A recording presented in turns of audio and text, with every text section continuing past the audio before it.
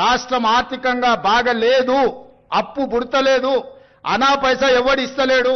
ఎవరినైనా కలవడానికి పోతే బ్యాంకర్లు దొంగలను చూసినట్టు చూస్తున్నారు తెలంగాణ రాష్ట్ర ప్రతినిధులను.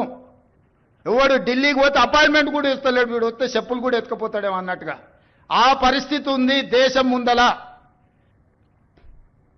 అప్పు పుడితే నేను కూడా ఏదో ఒకటి చేసి తెచ్చిచ్చేటను, అప్పు పుట్టట్లేదు, ఎవడు బజార్లో నమ్మడం లేదు. స్వీయ నియంత్రణనే దీనికి పరిష్కారము. ఉన్నంతలో గౌరవంగా సంసారాన్ని నడిపితే బజార్లో ఎవడైనా నమ్ముతాడు. వీధికెక్కి రచ్చ చేసుకుంటే, కుటుంబం పరువు బజార్లో పడేసుకుంటే ఎట్లుంటుందో, ఉద్యోగ సంఘ నాయకులారా, రాష్ట్ర ప్రభుత్వం అనేది మన కుటుంబము.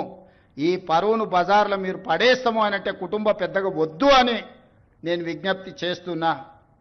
ఎక్కడ పోయినా దొంగలాగా చూస్తున్నారు అంటున్నాడు ముఖ్యమంత్రి. మరి దొంగను దొంగలెక్క కాకపోతే ఎట్లా చూస్తారు? దొంగను దొంగలెక్కనే చూస్తారు.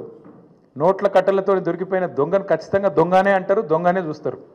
ఒక విశ్వసనీయత లేని ఓటుకు నోటు దొంగను కాంగ్రెస్ అనే ఒక ఎర్రి పార్టీ గుడ్డిగా నమ్మి సీఎం చేసింది, కానీ ఖచ్చితంగా దేశంలో మిగతా వాళ్ళు మాత్రం నమ్ముతలేరు. మోసగాళ్లను దొంగలను దొంగలే అంటారు ముఖ్యమంత్రి గారు. ఖచ్చితంగా అది ఈరోజు కాదు, చివరి రోజు దాకా కూడా నీ పరిస్థితి అదే ఉంటుంది, యాద పెట్టుకొని చెప్తున్నా. తప్పు చేసింది దొంగ చేతికి తాళాలు ఇచ్చి కాంగ్రెస్ పార్టీ.